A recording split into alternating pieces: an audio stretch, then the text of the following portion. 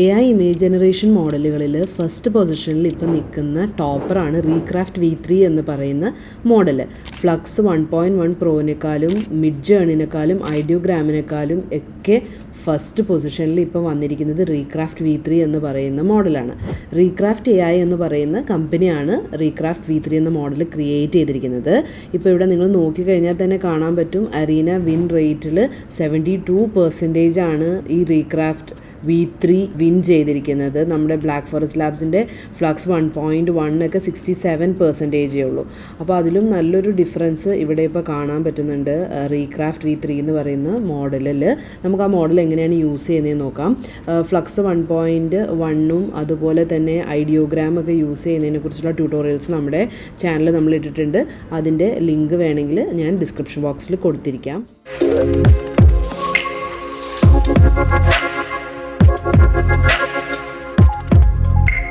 അപ്പോൾ നമുക്ക് റീക്രാഫ്റ്റ് V3 എങ്ങനെയാണ് യൂസ് ചെയ്യുന്നതെന്ന് നോക്കാം. recraft.ai എന്നുള്ള URL പോയി കഴിഞ്ഞാൽ നിങ്ങൾക്ക് ഇവരുടെ വെബ്സൈറ്റിലേക്ക് വരാൻ പറ്റും.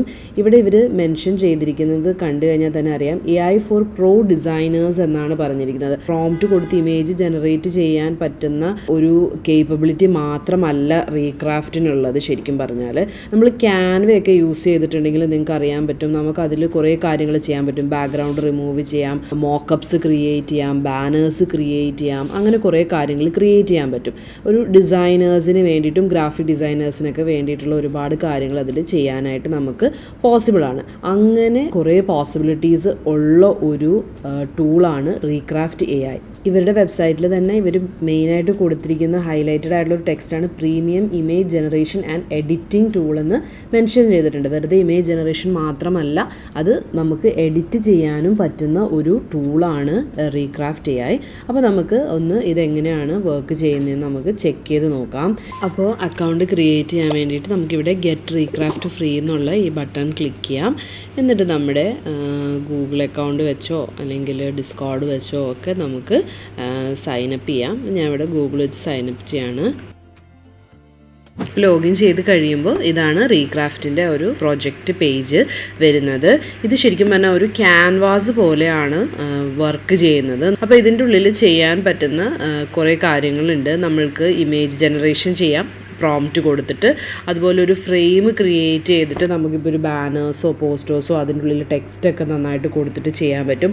ഒരു ഇമേജ് സെറ്റ്സ് ക്രിയേറ്റ് ചെയ്യാൻ പറ്റും. അതായത് similar style of images create ചെയ്യണമെങ്കിൽ അങ്ങനെ നമുക്കൊരു ഇമേജ് സെറ്റ് യൂസ് ചെയ്തിട്ട് ഡിഫറെൻറ്റ് കൺസിസ്റ്റൻ്റ് ആയിട്ടുള്ള ഇമേജസ് ക്രിയേറ്റ് ചെയ്യാൻ പറ്റും.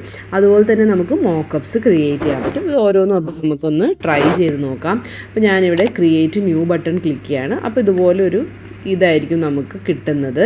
അപ്പോൾ ഇതിൻ്റെ ഉള്ളിൽ നമുക്ക് എന്താണ് ജനറേറ്റ് ചെയ്യേണ്ടതെന്നുള്ള പ്രോംപ്റ്റ് കൊടുക്കാം. അപ്പോൾ ആ ഒരു ഇമേജ് ഇവിടെ ജനറേറ്റ് ആയിട്ട് കിട്ടും. ഇവിടെ നമുക്ക് ഏത് ടൈപ്പ് ഓഫ് ഇമേജ് ആണെന്നുള്ളത് നമുക്കിവിടെ ക്ലിക്ക് ചെയ്ത് കഴിഞ്ഞാൽ ചൂസ് ചെയ്യാനായിട്ട് പറ്റും. റീക്രാഫ്റ്റിൻ്റെ V3 മോഡൽ യൂസ് ചെയ്തിട്ട് നമുക്ക് ഫോട്ടോ റിയലിസം വേണോ, വെക്റ്റർ ഇമേജസ് വേണോ, ഇല്ലസ്ട്രേഷൻ ഇമേജസ് വേണോ എന്നുള്ള ഡിഫറെൻ്റ് ആയിട്ടുള്ള സ്റ്റൈൽസ് നമുക്ക് ഇവിടുന്ന് ചൂസ് ചെയ്ത് കൊടുക്കാനായിട്ട് പറ്റും. അപ്പോൾ ഞാനൊരു പ്രോംപ്റ്റ് കൊടുക്കാൻ പോവാണ്. എന്നിട്ട് നമുക്ക് എങ്ങനെയാണ് ഇമേജ് ജനറേറ്റ് ആയി കിട്ടുന്നതെന്ന് നോക്കാം. അപ്പോൾ നമുക്ക് ഇവിടെ ക്ലിക്ക് ചെയ്തിട്ട് പ്രൊജക്ട്സിൽ പോയി കഴിഞ്ഞാൽ നമുക്ക് പുതിയൊരു പ്രൊജക്റ്റ് ക്രിയേറ്റ് ചെയ്യാനായിട്ട് പറ്റും.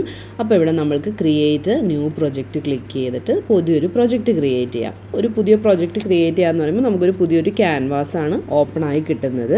ഇനി നമ്മൾക്കൊരു ഇമേജ് ജനറേഷൻ എങ്ങനെയാണ് വർക്ക് ചെയ്യുന്നതെന്ന് നോക്കാം. അതിനുവേണ്ടി ഞാൻ create new image button click ചെയ്യുകയാണ്. അപ്പോൾ നമുക്കിതുപോലെ ഒരു ഇമേജ് ക്രിയേറ്റ് ചെയ്യാനായിട്ടുള്ള ഒരു സെക്ഷനാണ് അവിടെ ഓപ്പൺ ആയിട്ട് വരുന്നത്. ഇവിടെ നമ്മൾ ക്ലിക്ക് ചെയ്ത് കഴിഞ്ഞാൽ different types of image, different styles of images ഏതാണ് വേണ്ടത് നമുക്ക് ചൂസ് ചെയ്യാം. ഇനി ഞാനിവിടെ ഒരു പ്രോംപ്റ്റ് നമുക്ക് കൊടുക്കാം.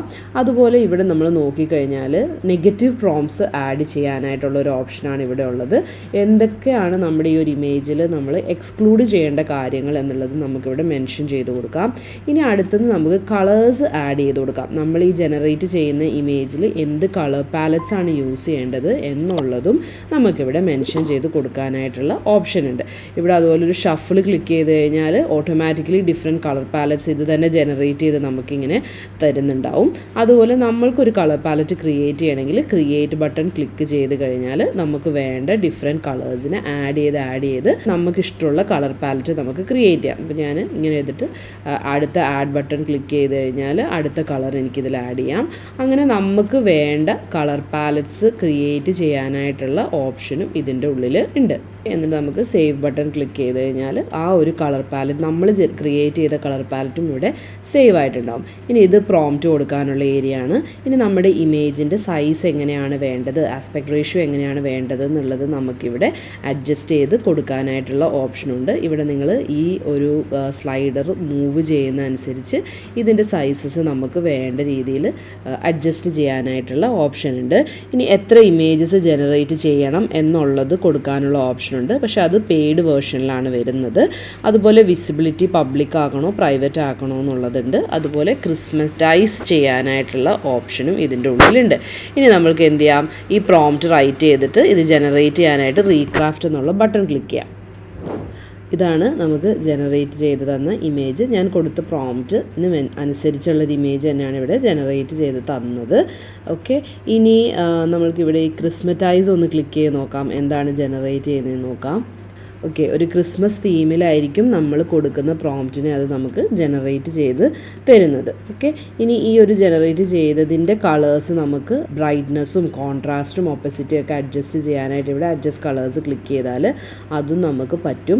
ഇനി ഫൈൻ ട്യൂൺ ചെയ്യാനായിട്ട് നമുക്ക് പോസിബിൾ ആണ്. ഈ ഫൈൻ ട്യൂൺ ബട്ടൺ ക്ലിക്ക് ചെയ്ത് കഴിഞ്ഞാൽ നമുക്ക് ഈ ഒരു ഇമേജിനെ നമുക്ക് ഫൈൻ ട്യൂൺ ചെയ്യാം. അതിനെ വേരിയേറ്റ് ചെയ്ത് ഡിഫറെൻ്റ് ആയിട്ടുള്ള ആസ്പെക്ട് റേഷ്യോസിൽ ഈ സെയിം ഇമേജിനെ തന്നെ നമുക്ക് എന്ത് ചെയ്യാം, ജനറേറ്റ് ചെയ്ത് എടുക്കാനായിട്ട് പറ്റും. നമുക്ക് വേണ്ട ഡിഫറെൻറ്റ് സൈസിലേക്ക് നമുക്ക് ഈ ഒറിജിനൽ ഇമേജിൽ നിന്ന് തന്നെ അതിനെ ജനറേറ്റ് ചെയ്ത് എടുക്കാനായിട്ടുള്ള ഓപ്ഷനും ഉണ്ട്.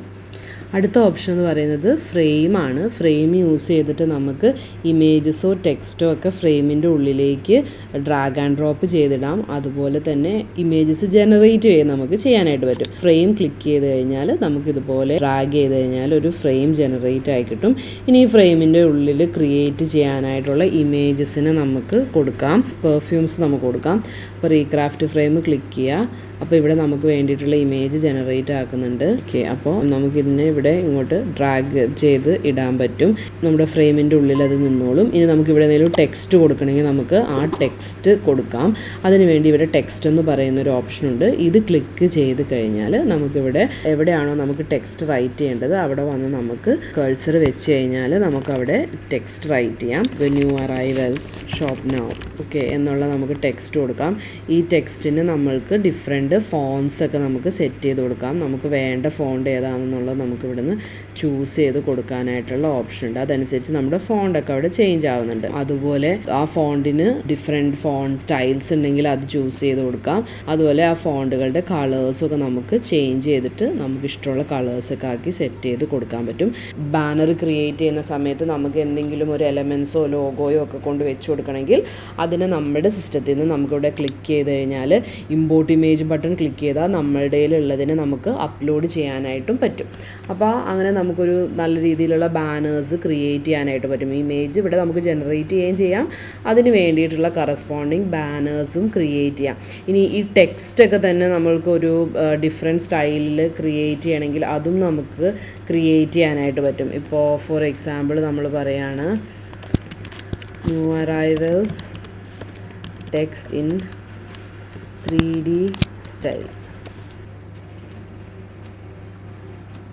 അപ്പോൾ നമ്മുടെ ടെക്സ്റ്റ് നമ്മൾക്ക് പല സ്റ്റൈലിലൊക്കെ നമുക്ക് പറയണ രീതിയിൽ നമ്മൾക്ക് ജനറേറ്റ് ചെയ്ത് കിട്ടുകയും ചെയ്യും. ഓക്കെ, അപ്പോൾ ഇതാണ് ഫ്രെയിംസ് എന്നുള്ള ഫീച്ചറിൽ വരുന്നത്. അടുത്ത ഫീച്ചറാണ് ഇമേജ് സെറ്റ് ക്രിയേറ്റ് ചെയ്യാൻ പറ്റും. കൺസിസ്റ്റൻറ്റ് സ്റ്റൈലുള്ള ഇമേജസിനെ നമുക്ക് ക്രിയേറ്റ് ചെയ്യണമെങ്കിൽ ഇമേജ് സെറ്റ്സ് നമുക്ക് യൂസ് ചെയ്യാം. ഞാൻ ഈ ഫ്രെയിം ജസ്റ്റ് ഡിലീറ്റ് ചെയ്ത് കളയാണ്. ഡിലീറ്റ് ചെയ്ത് കളഞ്ഞില്ലെങ്കിലും നമുക്ക് ഈ ക്യാൻവാസിൽ തന്നെ അടുത്ത പ്ലേസിൽ ഇമേജ് സെറ്റിന് നമുക്ക് ജനറേറ്റ് ചെയ്യാനായിട്ട് പറ്റും.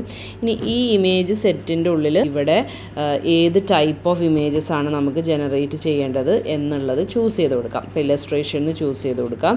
ഇനി നമുക്ക് ഇവിടെ എന്താണ് ഓരോ ഇമേജും എന്ത് ഇമേജസ് ആണ് ക്രിയേറ്റ് ചെയ്യേണ്ടതെന്ന് പറയാം. അപ്പോൾ നമുക്കിവിടെ കുറച്ച് ആനിമൽസിൻ്റെ നെയിം കൊടുക്കാം. അപ്പോൾ 6 ഇമേജസ് ജനറേറ്റ് ചെയ്യാനുള്ളതാണ് ഞാനിവിടെ കൊടുത്തിരിക്കുന്നത്. നമുക്ക് ജനറേറ്റ് ചെയ്യേണ്ട ഡിഫറെൻറ്റ് ലോങ് പ്രോംപ്റ്റ്സ് ആയിട്ട് നമുക്ക് കൊടുക്കാൻ പറ്റും കേട്ടോ. ഫോർ എക്സാമ്പിൾ ഇതിൻ്റെയൊക്കെ യൂസ് കേസ് എങ്ങനെയാണ് വരുന്നതെന്ന് വെച്ചാൽ, ഇപ്പോൾ എന്തെങ്കിലും നമ്മൾക്ക് ഐക്കൺസ് ഒക്കെ ജനറേറ്റ് ചെയ്യണമെന്ന് വിചാരിക്കുക, ഒരു ബ്രാൻഡിന് വേണ്ടിയിട്ടുള്ളത്. അപ്പോൾ ആ കൺസിസ്റ്റൻ്റ് ആയിട്ടുള്ള അതിൻ്റെ കളേഴ്സും ആ കൺസിസ്റ്റൻറ്റ് സ്റ്റൈൽ മെയിൻറ്റെയിൻ ചെയ്തുകൊണ്ട് നമുക്കിവിടെ ആ ഐക്കൺസിന് ഒരു ഇമേജ് സെറ്റായിട്ടൊക്കെ ജനറേറ്റ് ചെയ്യാനായിട്ട് പറ്റും. ഇത് നേരത്തെ നമ്മൾ കണ്ട പോലെ തന്നെ എന്തെങ്കിലും നെഗറ്റീവ് പ്രോംപ്റ്റ്സ് റൈറ്റ് ചെയ്യണമെങ്കിൽ, എന്തെങ്കിലും ഇതിൽ എക്സ്ക്ലൂഡ് ചെയ്യേണ്ട കാര്യങ്ങളുണ്ടെങ്കിൽ അത് മെൻഷൻ ചെയ്യാം. എന്ത് കളർ പാറ്റേണിലാണ് വരേണ്ടത് എന്നുള്ളതും നമുക്ക് മെൻഷൻ ചെയ്ത് കൊടുക്കാൻ പറ്റും. നമുക്ക് ഈ ഒരു കളർ പാറ്റേൺ ചൂസ് ചെയ്യാം. റീക്രാഫ്റ്റ് ക്ലിക്ക് ചെയ്ത് കഴിഞ്ഞാൽ ആ ഇമേജ് ജനറേറ്റ് ആവും. ഇപ്പോൾ ആ ഒരു same consistent background colours use ചെയ്തിട്ടും സെയിം സ്റ്റൈൽ യൂസ് ചെയ്തിട്ടുമാണ് നമ്മൾക്ക് ഈ 6 ഇമേജസും ജനറേറ്റ് ആയി കിട്ടിയിരിക്കുന്നത്. അപ്പോൾ ഇങ്ങനെ കൺസിസ്റ്റൻ്റ് ആയിട്ടുള്ള സ്റ്റൈലിൽ വേണ്ടിയിട്ടുള്ള ഇമേജസിനെ അല്ലെങ്കിൽ ഇമേജ് സെറ്റിനെ ജനറേറ്റ് ചെയ്യാനായിട്ട് നമുക്ക് ഇമേജ് സെറ്റ് യൂസ് ചെയ്യാനായിട്ട് പറ്റും. അടുത്ത ഫീച്ചറാണ് മോക്കപ്പ് എന്നുള്ളത്. മോക്കപ്പ്സ് ക്രിയേറ്റ് ചെയ്യുന്നത് എങ്ങനെയാണെന്ന് നമുക്ക് നോക്കാം. അതിനുവേണ്ടി മോക്കപ്പ് ക്ലിക്ക് ചെയ്യുക. അപ്പോൾ നമ്മൾക്ക് മോക്കപ്പ് ക്രിയേറ്റ് ചെയ്യാനായിട്ടുള്ള ഒരു ഓപ്ഷൻ ഇവിടെ കിട്ടും. എന്നിട്ട് നമുക്ക് എന്തിൻ്റെയാണോ മോക്കപ്പ് ക്രിയേറ്റ് ചെയ്യേണ്ടത് അതിനുള്ള പ്രോംപ്റ്റ് നമ്മളിവിടെ റൈറ്റ് ചെയ്ത് കൊടുക്കാം. അപ്പോൾ ഞാനിവിടെ ഒരു സ്കിൻ കെയർ ബോട്ടിലിന് വേണ്ടിയിട്ടുള്ള ഒരു മോക്കപ്പ് ക്രിയേറ്റ് ചെയ്യാനായിട്ടാണ് ഞാനിവിടെ കൊടുത്തിരിക്കുന്നത്. എന്നിട്ട് റീക്രാഫ്റ്റ് ക്ലിക്ക് ചെയ്യാം. നമുക്ക് ആ സ്കിൻ കെയറിന് വേണ്ടിയിട്ടുള്ള ഒരു മോക്കപ്പ് ഇവിടെ ക്രിയേറ്റ് ചെയ്ത് തന്നിട്ടുണ്ട്. ഇനി നമുക്ക് ഈ മോക്കപ്പിൻ്റെ അകത്ത് വെച്ച് കൊടുക്കാനായിട്ട് ഒരു ലോഗോ ക്രിയേറ്റ് ചെയ്യാനായിട്ട് നമുക്ക് മെൻഷൻ ചെയ്യാം. Logo for a skin care brand. Okay, അപ്പോൾ ഇതിൻ്റെ ഉള്ളിൽ നമ്മൾക്കൊരു ലോഗോ ക്രിയേഷൻ്റെ കാര്യങ്ങൾക്ക് ഇപ്പം അവരുടെ ഒരു കളേഴ്സ് വേണമെങ്കിൽ നമുക്ക് ഇവിടെ സെറ്റ് ചെയ്ത് കൊടുക്കാം. അങ്ങനത്തെ കാര്യങ്ങളൊക്കെ സെറ്റ് ചെയ്ത് കൊടുത്തു കഴിഞ്ഞാൽ നമുക്ക് വേണ്ട രീതിയിലുള്ള ലോഗോന് നമുക്ക് ജനറേറ്റ് ചെയ്ത് കിട്ടും.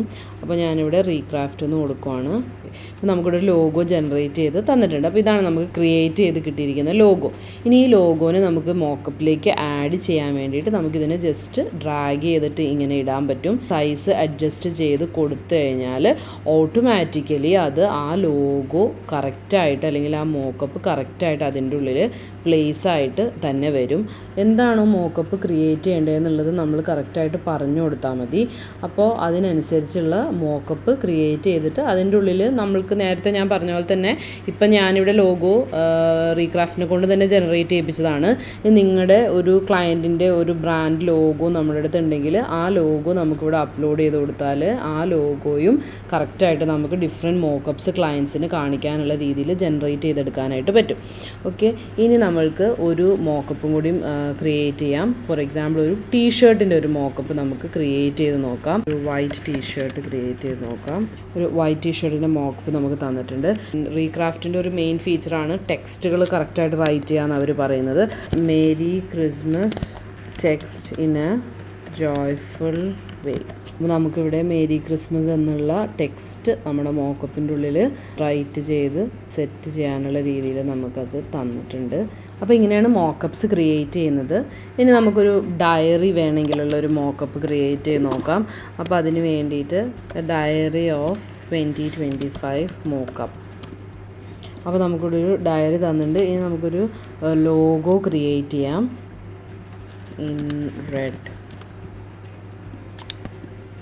അപ്പോൾ നമുക്കിവിടെ ഒരു ഇത് ക്രിയേറ്റ് ചെയ്ത് തന്നിട്ടുണ്ട്. ഇപ്പോൾ ഇതിൻ്റെ ഉള്ളിൽ ബാക്ക്ഗ്രൗണ്ട് ഒരു വൈറ്റ് ബാക്ക്ഗ്രൗണ്ട് വന്നിട്ടുണ്ട്. ആ ബാക്ക്ഗ്രൗണ്ടിനെ നമുക്ക് റിമൂവ് ചെയ്ത് കളയാൻ പറ്റും. ഇവിടെ ഈ ഒരു സിസേഴ്സ് ടൂള് ക്ലിക്ക് ചെയ്ത് കഴിഞ്ഞ് കഴിഞ്ഞാൽ റിമൂവ് ബാക്ക്ഗ്രൗണ്ട് എന്നുള്ള ഓപ്ഷൻ ക്ലിക്ക് ചെയ്താൽ നമുക്ക് എന്ത് ചെയ്യാം, ഈ ഒരു ഇതിൻ്റെ ബാക്ക്ഗ്രൗണ്ട് നമുക്ക് റിമൂവ് ചെയ്യാൻ പറ്റും. അപ്പോൾ ആ ബാക്ക്ഗ്രൗണ്ട് റിമൂവ് ആയിട്ടുണ്ട്. ഇനി നമുക്ക് എവിടെയാണോ നമുക്ക് ലോഗോനെ പ്ലേസ് ചെയ്യേണ്ടത് അതിനെ നമുക്ക് കറക്റ്റായിട്ട് കൊണ്ടുപോയി പ്ലേസ് ചെയ്യാനായിട്ട് പറ്റും. ഓക്കെ, അങ്ങനെ നമുക്ക് മോക്കപ്സ് സെൻഡ് ചെയ്ത് ക്ലയൻറ്റിന് കൊടുക്കാം. ഇനി ഈ മോക്കപ്പ് നമുക്ക് എക്സ്പോർട്ട് ചെയ്തെടുക്കണമെങ്കിൽ ഇതിനെ ക്ലിക്ക് ചെയ്യുക. ഇവിടെ എക്സ്പോർട്ട് ബട്ടൺ ക്ലിക്ക് ചെയ്ത് കഴിഞ്ഞാൽ PNG ആയിട്ടോ JPG ആയിട്ടോ നമുക്ക് അതിനെ ഡൗൺലോഡ് ചെയ്തെടുക്കാൻ പറ്റും. ഇതുപോലെ തന്നെയാണ് ഈ എല്ലാ വേർഷൻസിനെയും നമുക്ക് ഡൗൺലോഡ് ചെയ്തെടുക്കാനായിട്ട് പറ്റും. അടുത്തൊരു ഫീച്ചർ എന്ന് പറയുന്നത് നമുക്ക് ഇമേജസിനെ അപ്സ്കെയിൽ ചെയ്യാനായിട്ട് പറ്റും. ഇവിടെ നിങ്ങൾക്ക് ഇമ്പോർട്ട് ഇമേജ് എന്ന് പറയുന്നൊരു ഓപ്ഷൻ കാണാൻ പറ്റും.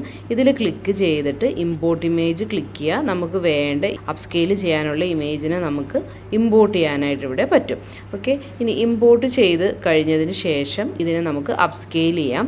അതിനുവേണ്ടി ഇതിനെ ക്ലിക്ക് ചെയ്ത് കഴിഞ്ഞിട്ട് ഇവിടെ ഒരു ഓപ്ഷൻ കാണാൻ പറ്റും, ക്ലാരിറ്റി അപ്സ്കെയിൽ എന്ന് പറയുന്നൊരു ഓപ്ഷൻ ഉണ്ടാവും. ഇവിടെ ഇമേജിൻ്റെ റെസൊല്യൂഷനെ ഇൻക്രീസ് ചെയ്തിട്ട് കുറച്ചും കൂടിയും ഷാർപ്പർ ആൻഡ് ക്ലീനർ ആക്കിയാണ് അവർ തരുന്നത്. ഇത് ക്ലിക്ക് ചെയ്ത് കഴിഞ്ഞാൽ നമ്മുടെ ഇമേജിനെ നല്ല രീതിയിൽ അപ്സ്കെയിൽ ചെയ്ത് തരും.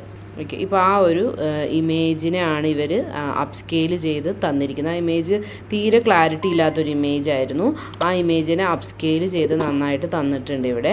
ഇനി ഇവിടെ നമ്മൾ നോക്കിക്കഴിഞ്ഞാൽ ഒരു വാട്ടർമാർക്ക് പോലെ കാണാം. ഇനി ഈ വാട്ടർമാർക്കിനെ നമുക്ക് റിമൂവ് ചെയ്യാനായിട്ട് ഈ ഇറേസ് ടൂൾ യൂസ് ചെയ്തിട്ട് നമുക്ക് അൺവാണ്ടഡ് എലമെൻസിനെയൊക്കെ നമുക്ക് റിമൂവ് ചെയ്ത് കളയാൻ പറ്റും.